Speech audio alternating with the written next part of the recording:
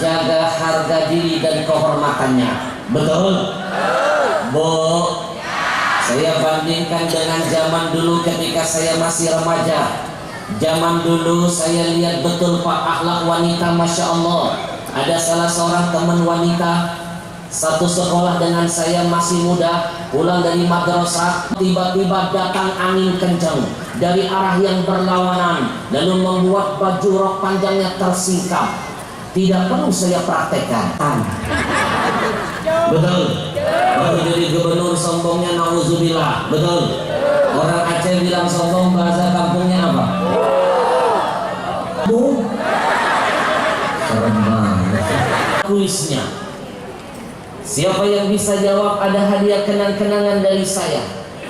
Mau?